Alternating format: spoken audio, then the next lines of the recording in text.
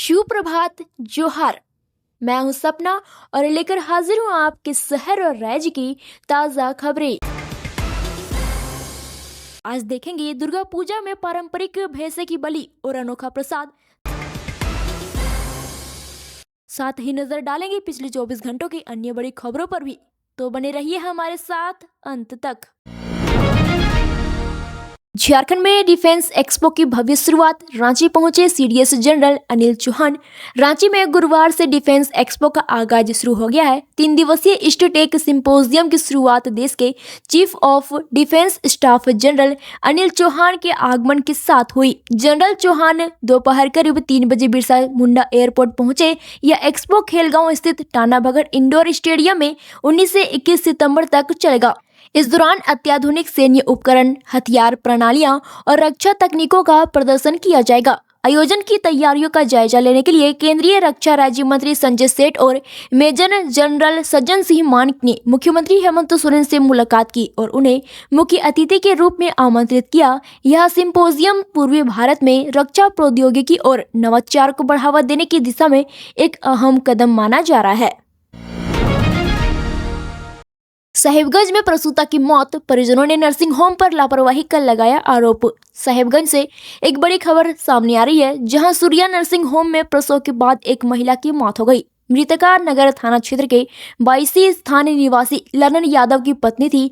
परिजनों का आरोप है कि नर्सिंग होम की गंभीर लापरवाही के कारण महिला की जान गई। घटना के बाद परिजनों ने अस्पताल परिसर में जमकर हंगामा किया। सूचना मिलते ही एसडीओ अमर जोन और एसडीपीओ सदर किशोर तिर्की मौके पर पहुंची और हालात को जायजा लिया। नगर थाना पुलिस टीम के साथ पहुंची और स्थिति को काबू में किया। फिलहाल पुलिस पूरे मामले की जांच कर रही है और नर्सिंग होम पर कार्रवाई की मांग तेज हो गई है। इलाके में तनाव का माहौल बना हुआ है।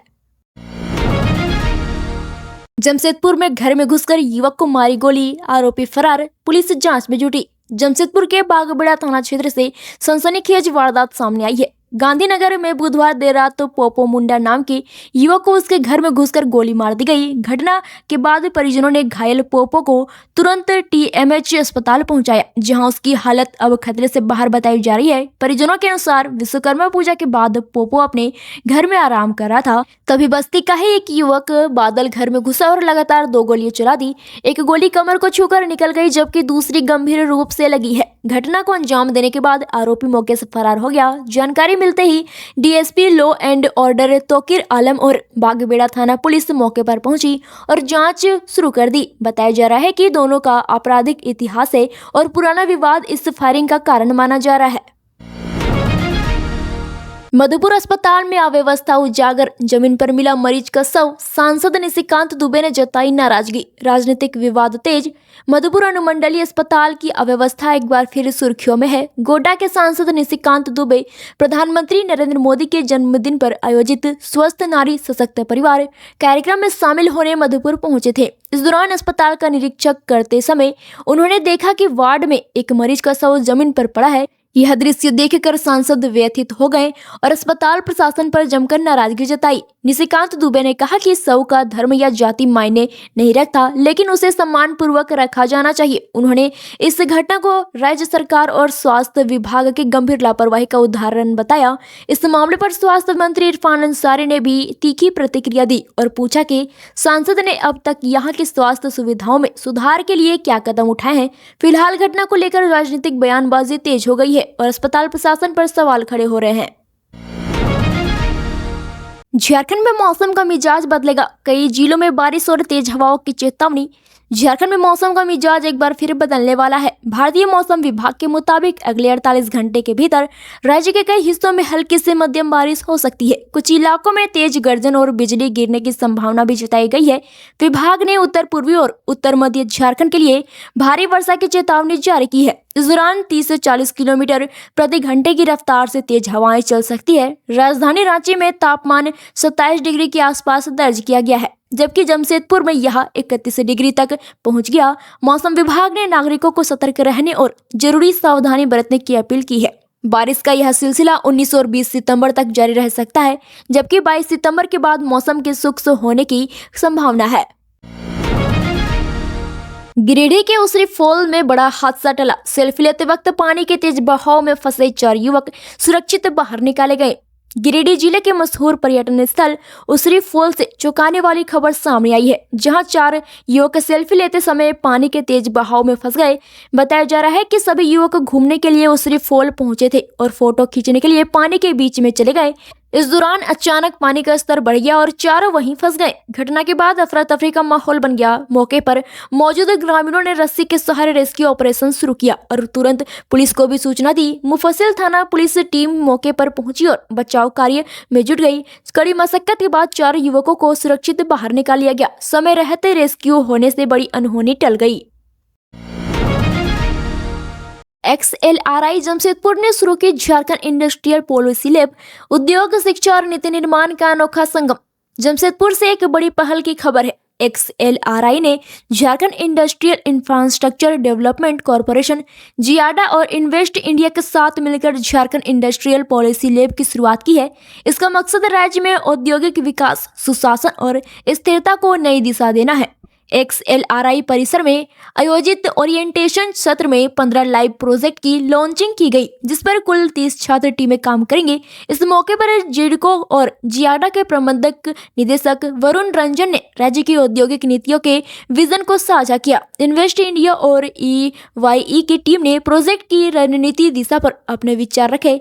खास बात यह है कि देश में पहली बार किसी भी स्कूल के छात्र प्रत्यक्ष रूप से सरकारी नीतियों के निर्माण और क्रियान्वयन का हिस्सा बन रहे हैं। इस पहल से छात्रों को वास्तविक अनुभव मिलेगा और झारखंड के औद्योगिक निवेश माहौल को भी मजबूती मिलेगी।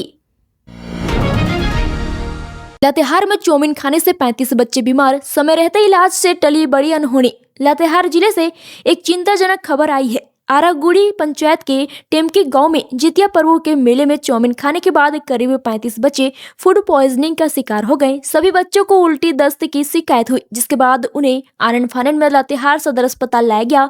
Child specialist doctor Jaiprakash Jaiswal के नेतृत्व में तुरंत इलाज शुरू किया गया और बड़ी अनहोनी टल गई। डॉक्टरों के अनुसार लगभग 10% बच्चों की स्थिति गंभीर थी, लेकिन अब सभी खतरे से बाहर है। बताया जा रहा है कि मेले में बाहर से आए एक व्यक्ति के ठेले से खाने के बाद बच्चों की तबीयत बिगड़ी।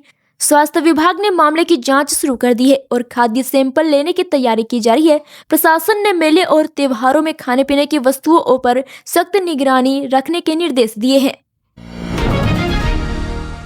पाकुड़ में नो एंट्री नियम की धज्जियां उड़ाई। भारी वाहनों के विरोध में लोगों ने किया सड़क जाम। पाकुड़ से बड़ी खबर आई है, जहां नो एंट्री समय में भी भारी वाहनों की आवाजाही जारी रहने पर लोगों का गुस्सा फूट पड़ा।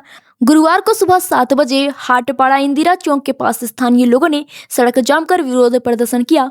आरोप है कि सुबह 6 बजे से ही दोपहर 2 बजे और शाम 4 बजे से रात 10:30 बजे तक नो एंट्री होने के बावजूद डंपर और अन्य भारी वाहन बिना रोक टोक के तेज रफ्तार में शहर से गुजर रहे हैं। इससे आम लोग और स्कूली बच्चे की सुरक्षा खतरे में है।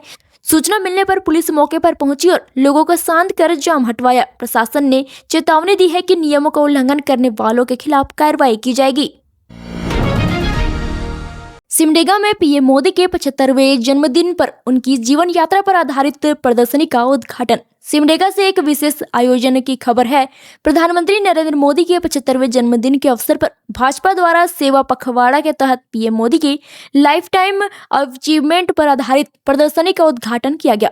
शहर के जिला कंट्रोल रूम के पास आयोजित इस प्रदर्शनी में पूर्व मंत्री विमला प्रधान और कई भाजपा नेता उपस्थित थे। प्रदर्शनी में पीएम मोदी की जीवन यात्रा, गुजरात मुख्यमंत्री काल से लेकर राष्ट्रीय नेतृत्व तक की उपलब्धियां प्रदर्शित की गई। कार्यक्रम में उपस्थित लोगों ने केक काटकर पीएम मोदी को जन्मदिन की बधाई दी। इस प्रदर्शनी के माध्यम से जनता को प्रधानमंत्री के योगदान और उपलब्धियों से अवगत कराया गया। CCL में स्वच्छता ही सेवा 2025 का शुभारंभ। मोबाइल ब्लड डोनेशन वैन का लोकार्पण।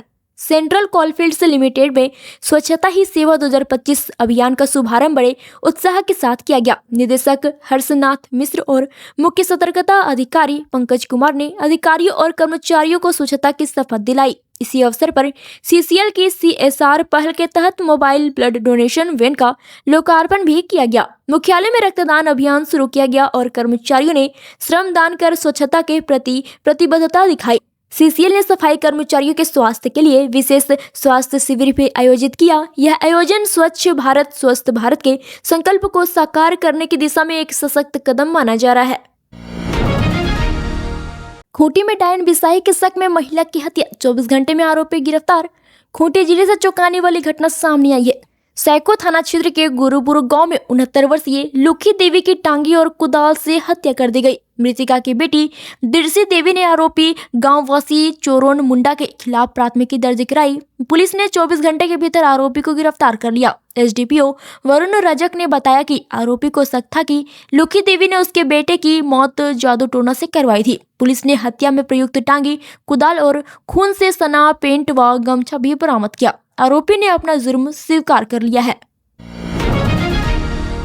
सरायकेला खरसावां पुलिस ने बरामद किए 109 गुम और चोरी हुए मोबाइल असली मालिकों को सौंपा। सरायकेला खरसावां से बड़ी खबर है। पुलिस ने विशेष अभियान के तहत जिले के विभिन्न थानों से गुम और चोरी हुए कुल 109 मोबाइल फोन बरामद किए। इनकी अनुमानित कीमत करीब 22 लाख रुपए है। पुलिस अधीक्षक मुकेश लुनायत के निर्देश पर CEIR पोर्टल के माध्यम से यह कार्रवाई की गई। गुरुवार को टाउन हॉल सरायकेला में आयोजित कार्यक्रम में सभी मोबाइल उनके वास्तविक मालिकों को सौंपे गए। यह अभियान जिले में चोरी और गुम मोबाइल की रोकथाम में एक महत्वपूर्ण कदम माना जा रहा है। खरसावां में घर की दीवार गिरने से मासूम बच्ची की मौत, गांव में शोक की लहर। खरसावां जिले के कृष्णपुर पंचायत के गोलमाई साई टोला में बुधवार देर रात पुराने मिट्टी के घर की दीवार गिर गई। हादसे में 3 साल की मासूम श्रद्धा नापित दबकर घायल हो गई और मौके पर ही उसकी मौत हो गई। मां को हल्की चोटें आई है। पिता आनंद नापित घर पर नहीं थे। मौके पर आमदा ओपी प्रभारी और विधायक प्रतिनिधि पहुंचे और परिवार को ढाढ़स बंधाया। बताया जा रहा है कि बारिश और नमी के कारण मकान कमजोर था। पूरे गाँव में हादसे के बाद शोक का माहौल है। रांची के रातू किला में भव्य दुर्गा पूजा, पारंपरिक भैंसे की बलि और अनोखा प्रसाद। रांची के रातू किला में हर साल भव्य दुर्गा पूजा आयोजित होती है। षष्ठी को बेलवरण और प्रतिमा स्थापना के साथ पूजा प्रारंभ होती है। सप्तमी और महानवमी को तांत्रिक विधि से विशेष पूजा होती है, जिसमें नवरात्र के महानवमी को भैंसे की बलि दी जाती है। इसके रक्त से सना कपड़ा श्रद्धालुओं में प्रसाद के रूप में वितरित किया जाता है और इसे घर में रक्षा कवच के रूप में भी रखा जाता है। यह प्रथा देवी माँ को प्रसन्न करने और शक्ति प्राप्त करने का प्रतीक मानी जाती है। दुर्गा पूजा के दौरान राजमहल केवल 5 दिनों के लिए आम जनता के लिए खुलता है और लाखों श्रद्धालु मां दुर्गा का आशीर्वाद लेने रातू किला पहुंचते हैं।